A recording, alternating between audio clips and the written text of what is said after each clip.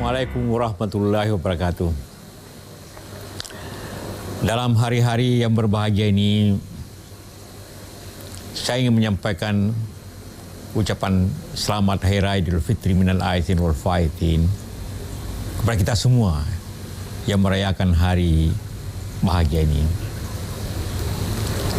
Hari bahagia walaupun dalam situasi yang berbeda daripada tahun-tahun sebelumnya. Kita menyampaikannya dari hati kita. Walaupun kita dalam berbeda waktu dan jarak karena situasi, namun tidak akan mengurangi rasa bahagia, rasa cinta kita semua kepada sesama. Karena itulah dalam sekali lagi, semoga hari yang bahagia ini tetap membahagiakan kita, keluarga kita, kita semua.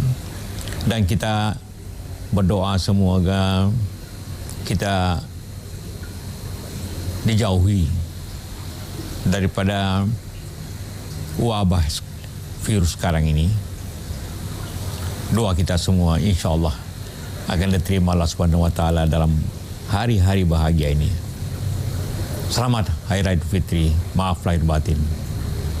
Terima kasih. Assalamualaikum warahmatullahi wabarakatuh.